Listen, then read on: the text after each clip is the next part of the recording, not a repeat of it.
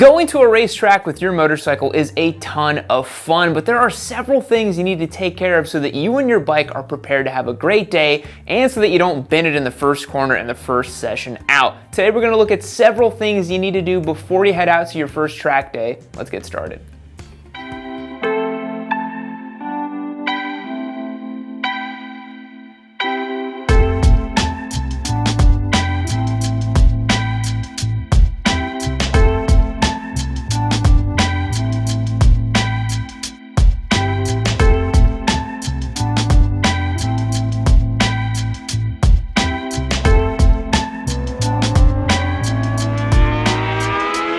Today's video is proudly supported by Progressive Insurance. We get lots of questions here on the channel of what exactly happens with track days and motorcycles as it relates to insurance, and a lot of people who are worried about crashing their bikes on track. Progressive is actually a big sponsor of motorsports. You've probably seen their banners all over the American Flat Track series. And they're committed to getting you back on the road in the event of the worst. We've had really great customer service with them, and they are the expert's choice for motorcycling insurance in our opinion. So click the link down below, get yourself a quote from Progressive, and see if you can save yourself some money. Now let's get started and figure out why you're going to a racetrack in the first place with your motorcycle. A lot of people think they're gonna go to the racetrack just so they can go really, really fast and wring out their bike and brake really hard and do all kinds of fun knee-dragging action. And while that does happen eventually, your first track day is probably going to be a lot slower and a lot more controlled than you think. You are there to simply ride your motorcycle in a closed environment and feel what it can do where there's no speed limits, no stop signs, no traffic, and everyone's going in the same direction. In fact, your very first track day, half of the day you're probably going to spend in a big round-robin lineup and just going in a single-file line back and forth through the track, and you're probably not going to be going as fast as you think you should or you can, but that is for good reason. You are there to work on the fundamentals of motorcycle control. You are not there just yet to rip up personal best and lap times and go out racing with your buddies. That's actually how a lot of bad things happen on track when people start comparing and racing and doing all kinds of stuff like that. You are there to simply understand you, understand your motorcycle, and understand how to flow with it in a closed environment. First thing we're talking about today is bike preparation. A lot of beginner riders, when they go to the track, get kind of in their own heads about what they need to do and modify to their bike to make sure that it's going to be road-worthy and track-ready. Well, I'm here to tell you that most times, you don't need to do a whole lot. In fact, if your motorcycle has good tires, you got good tread left on your rubber here, and you've got a working throttle, no leaks, nothing like that, and a road-worthy motorcycle that you actually go out and ride right now, it's probably good enough for track duty. However, we are going to cover 3 things today that you might want to do to your motorcycle in case the organization that you are running with requires you to do them. The first thing we're talking about is wetter water. So when you're on track, antifreeze in your coolant system is very, very slippery, and if you have an accident, it could cause the whole track day to get shut down if you spill out antifreeze all over the racetrack. So what a lot of organizations require is that you run wetter water, I can't remember what it's called, and a little bit of normal water in your fluid systems as opposed to normal antifreeze. So if you want to do that, do a coolant flush, put wetter water in it, and put normal just water in it as well. Make sure you use distilled water and not regular water so it doesn't gunk up your lines. The next thing a lot of track day organizations might ask you to do is to safety wire your motorcycle. Now, this is kind of overkill in my opinion. If you're just going out for your first track day, you don't really need to do this because this is quite an involved procedure that only is really for race bikes. But that's going to involve drilling into your critical bolts like your brake calipers, your axles, that sort of thing, and actually wiring up a piece of wire that I have right here using a specialized tool like this to make sure that the bolt is securely fastened as well. So kind of overkill, you normally don't need to do it. One thing you will see very common though is tape. Now, a lot of organizations require that you tape up your headlights, your mirrors, and a couple other things for several reasons. Number one, if they're made out of glass or anything like that, if you go down, you don't want glass all over the track. But the second reason why a lot of organizations make you tape up your mirrors is so that you're not looking behind you and worrying about what's happening behind you. Because when you're on track, everybody's going in the same direction. You do not need to be focusing on what's behind you or what's happening behind you. You really should just be going in one direction and looking in one direction as well. A quick tip for you guys, don't use duct tape when you tape up your motorcycle on the day of. Use painter's tape and you will thank yourself because you're not gonna have to clean up a bunch of gunk.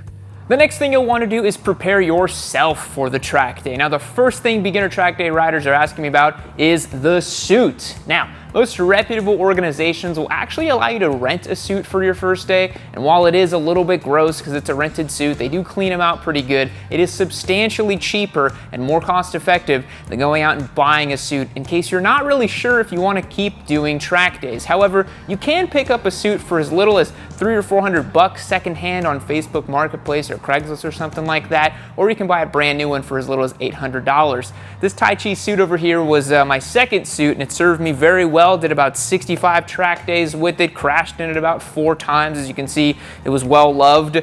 And it served me really, really well. So if you take care of your suit, it will last a long time. I highly recommend doing a 1-piece suit as well. Don't get a 2-piece. They're not as structurally sound. And some track day organizations will actually not allow you to run a 2-piece suit. The next thing you're going to want to think about is how to transport your motorcycle. Now, if you've got a truck, you can probably load it up in the bed of your truck. Lots of videos out there showing you guys how to do that. I would recommend renting a trailer or getting a trailer. This is my Kendon 3-rail trailer that I have over here. You can definitely go to U-Haul, and they actually have dedicated motorcycle trailers you can rent for a day. Cost you like $80. You can use it. You can put your bike in it. Super easy, and load all of your other stuff in there too, which is kind of nice too. Best part of all, motorcycles are really light and pretty easy to manage, so any passenger car you have can tow and haul a motorcycle pretty easily. So make sure you have a way of transporting your bike to the track, because you're not really going to want to ride all the way there, do a whole day, and then ride back. You're going to be very, very tired and worn out. Speaking of being tired and worn out, the next thing I recommend is bringing some snacks and hydration. You're definitely going to want to bring some food, some water, some sort of nutrition and hydration for you during the day. Some track day organizations will provide lunch, but it is not all of them, so make sure you've got yourself covered when it comes to that. The other thing you're definitely going to want to bring is a chair. Get yourself a folding chair, because the last thing you want to do is stand around in your full banana suit in the hot sun and not know where to go and not have anywhere to sit and just be baking hot. It is not a good time. The last thing you should bring for your preparations for your track day is a small canister of gasoline. Now, a full tank of gas on your motorcycle is not going to last the whole day at the track. You're definitely going to want to bring some additional fuel so that way you don't get stranded or you don't get left out by the last session or not having gas in your motorcycle. Bring a small 3 to 5 gallon tank. That should be plenty, and make sure your bike is full when you arrive at the track. And the most important thing of all for your track day preparations for yourself is get a good night's rest. You're going to have a lot of nerves and anxiety before you head out to your track day, and the last thing you want to do is be running on 3 or 4 hours of sleep. Make sure you go to bed early and get a good night's rest.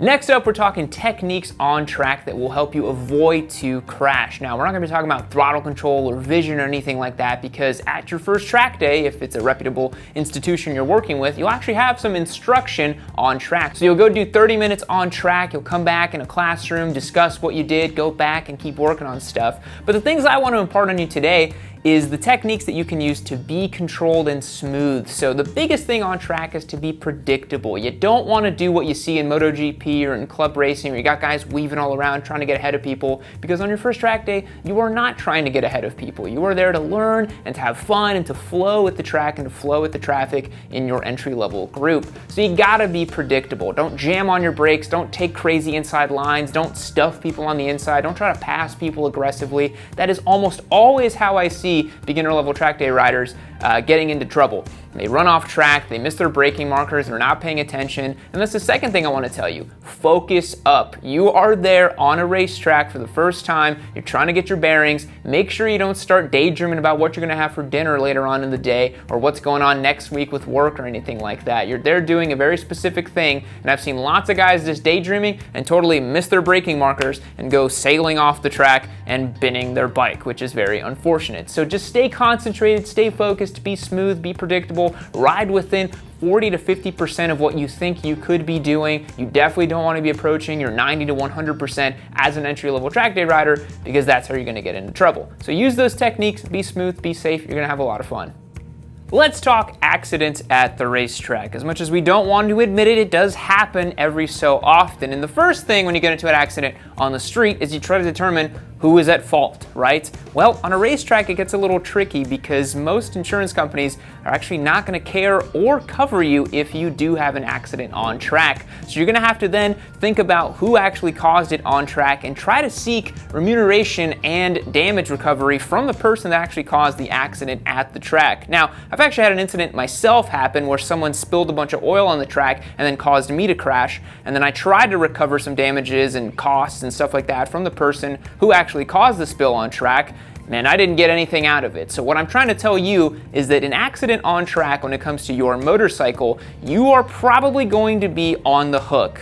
Progressive does not cover motorcycle accidents on a racetrack, for example, because they consider that to be a closed environment and you are assuming all the risk. In fact, many track day organizations will have you sign a waiver that says the same thing. One thing I do want to tell you guys though is that if you do have an accident on track and you do get personally injured, not your motorcycle, but you yourself, maybe you break a bone or bruise something or hurt yourself, your health insurance will cover that. So don't worry about if anything happens like that. If you have decent health insurance, you can usually get yourself to a hospital, get yourself patched up, and you're not going to be in that bad of a shape. But the one thing I want to tell you guys today is that it is very, very, very rare for this to happen. We've actually had several members on the Yami Noob team here go to their first track days, their second track days, and they didn't even have a situation where they ran off track or anything else because, like we said earlier, they were predictable, smooth, and they were focused. If you are none of these things, then you are more likely to have an accident on track. But the thing I really want to drive home is that don't feel afraid to go to the racetrack or that you're going to bin it or wreck it on a racetrack, because it's actually much more likely that you're going to bin it or wreck it on your favorite back twisty road. When it comes to registering and insuring your favorite track day toy, things start to get a little bit complicated, but we're going to walk through here the couple levels that you have whenever you start going to the track. So your first level over here is your bone stock street bike.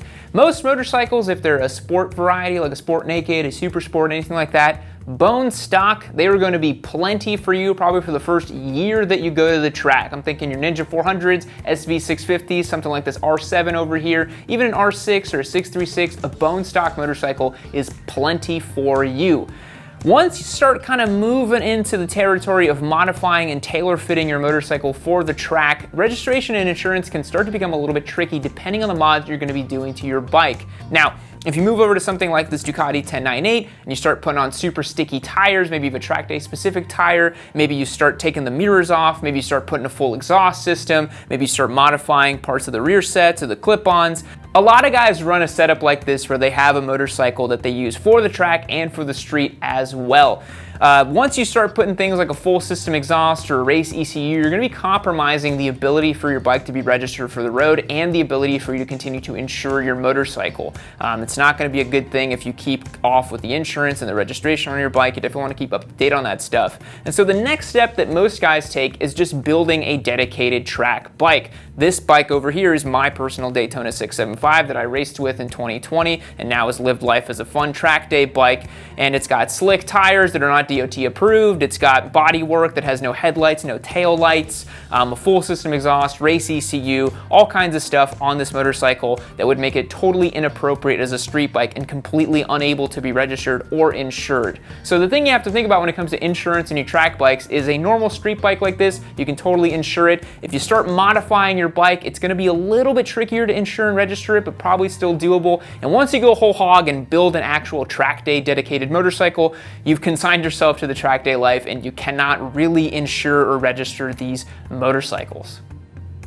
The last tip I want to impart on you guys today is to make sure you do your research on your local track day organizations. As we mentioned earlier, there's going to be a lot of different rules and regulations depending on who you go with. Things like safety wire, wetter water, tire, tread life, brakes, all kinds of stuff. Make sure you do your research and see what your local track day organization is going to require of you. So that's going to wrap it up for today. Thanks so much for watching and tuning in, and I hope you have fun on your first track day. And don't worry guys, you're probably not going to wreck your motorcycle or anything bad happen to it. You're more at risk to have something happen when you're out on the road, and be sure you click the link down below and use Progressive in case you do have something happen to you when you're out on the road and you can get back to riding as soon as you can. We'll catch you in the next one. See you later. All right, look, you don't have to lie to me. If you had time for one Yami Noob video all the way to the end, you probably have time for another one. You should probably just click this link and watch the video right over here. I promise it's gonna be good. You won't regret it. Seriously, you should just click it. I'm sure it's good. We only make good stuff around here. You should just watch it. Why are you still here?